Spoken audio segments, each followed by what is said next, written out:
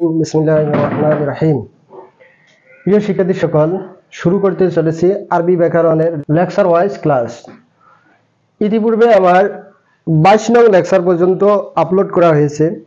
আচ্ছা, নতুন স্টুডেন্ট সকল তোমরা পূর্বের ক্লাসগুলো একটু দেখে নেবেন, তাহলে রানিং ক্লাসগুলো বোঝার একটু আমাদের সুবিধা হবে। ঠিক আছে, মনসুবাত আমরা পড়েছি মফুল বি, মফুল লাহু, মফুল ফিহি, মফুল মাহু, মফুল মতলক, ইন্না ওয়া গায়রর ইসম। ইন্না ওয়া গায়র অর্থাৎ ইন্না ওয়া ইখওয়াতুহা, যেমন ইন্না, আন্না, কান্না, লাইতা, লাকিন্না। এই যে 6টা হরফে মুসাব্বা বা ফেল আছে, এই 6টার কথা বলা হয়েছে। তো ইন্না ওয়া গায়রর ইসম কি হবে? মনসুব। লাইন অফ জিন্সের ইসম কানা ওয়া গায়রর খবর, কানা, সররা, জল্লা, বাতা, আসবা, আমসা, মাদামা। এই যে আফালে নাকাসা আছে 17টি, এর কথাটা বলা হয়েছে। লা ওয়া মা মুসাব্বা বিহির খবর, হাল, তমিজ, মুস্তাসনা, মুনাদা, মুজাফ। এই 13টি হলো মনসুব। আর মরফুআত হলো 8টি। যেমন দেখুন, ফাইল, নায়েবে ফাইল, মুবতেদা, খবর। ইন্না ওয়া গায়রর ইসম হলো মনসুব, আর ইন্না ওয়া গায়রর খবর হলো মরফু।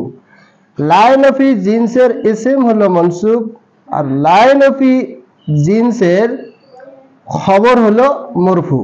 ঠিক আছে, কানা ওয়া গায়রর খবর হলো মনসুব, কানা ওয়া গায়রর ইসম হলো মরফু।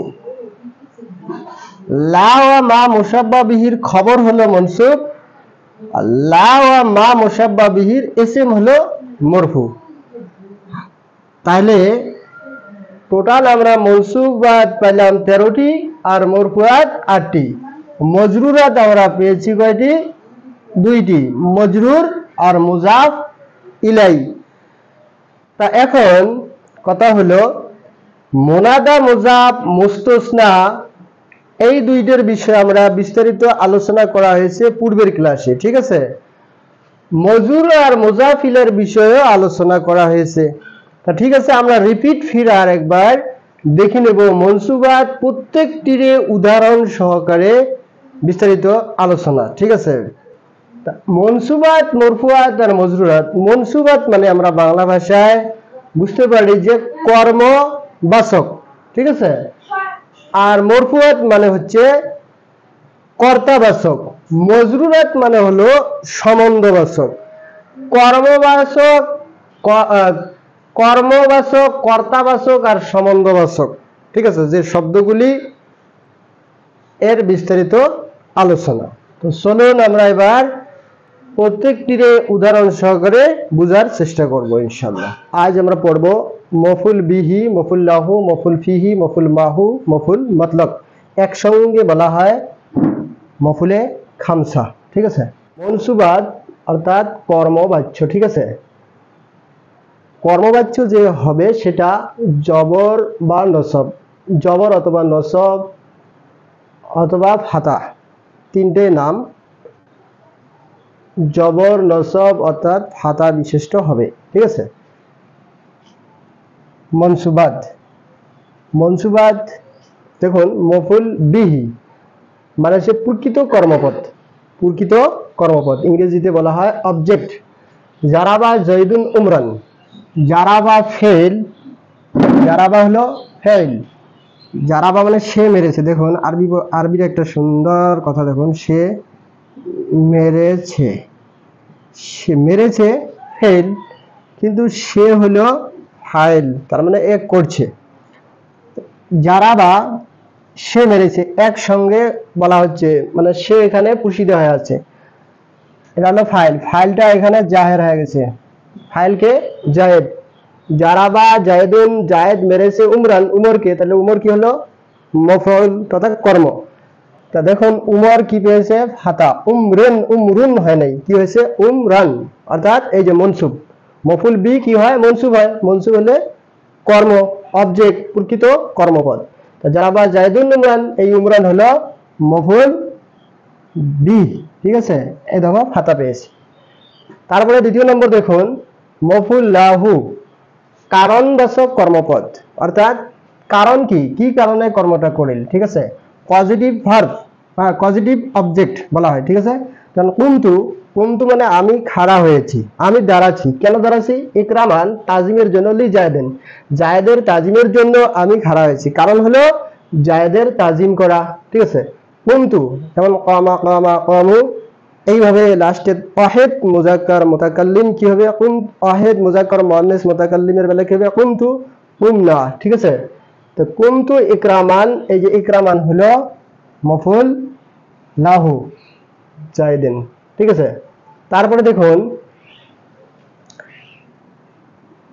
মফুল ফিহি সময় বা স্থানবাচক কর্মপদ, আজ জর্ফ এর এক নাম হলো জর্ফ। ফেলের স্থান কাল এবং অধিকরণকে আরবি ভাষায় জর্ফ বলা হয়, ঠিক আছে। তো জর্ফ হলো দুই প্রকার, জর্ফে জামান আর জর্ফে মুকান। জর্ফে জামান কালবাচক আর জর্ফে মুকান স্থানবাচক, ঠিক আছে। তো দেখুন সুমতু ইয়াউমাল জুমা, ইয়াউমাল জুমা, সুমতু আমি রোজা রেখেছি, ইয়াউমুল জুমা মানে জুমার দিন আমি রোজা রেখেছি। তো এখানে কি বুঝালো, কাল, যেমন ইয়াউমাল জুমা এই সুমতুর কাল বুঝেছি, রোজা রাখার কাল হলো কি, অর্থাৎ সময় হলো কি জুমার দিন, ঠিক আছে। তাহলে ইয়াউমুল জুমা সুমতুর কাল বুঝেছি নাই।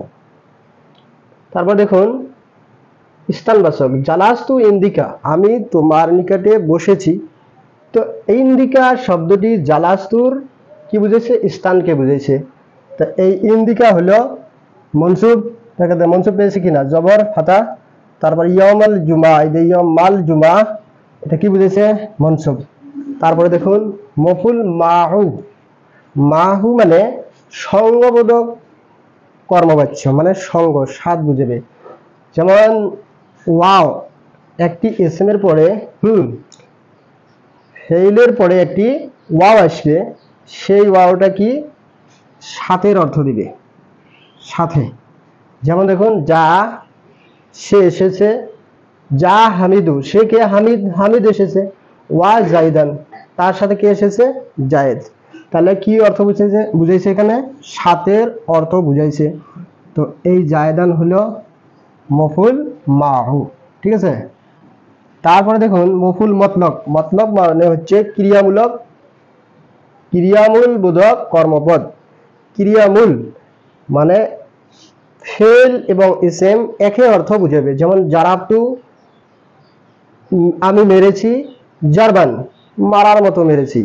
তাহলে এই জরবান এটা হচ্ছে ইসেম, জারাবতু জারাবা ফেল, তু বারিস ফাইল, আর মফুল হলো জরবান। তাহলে ফেল আর ইসেম একই অর্থই বুঝেছে, জারাবতু জরবান আমি মারার মতো মেরেছি। তাহলে এই জরবান হলো মফুল মতলব। তো প্রিয় শিক্ষার্থী সকল আজ এতটুকুই থাকলো। আজকে আমরা মফুল যে খামসা পাঁচটা মফুল আছে তার বিষয়ে আমরা বুঝতে পারলাম। এরপরে ফির আমরা ইন্না কানা মাওয়ালা মুসাব্বা বিল লাইসা ইত্যাদির বিষয়ে আমরা আলোচনা করবো ইনশাআল্লাহ। আজ এতটুকুই থাকলো। আখির দাওয়ানা আলহামদুলিল্লাহ রাব্বিল আলামিন।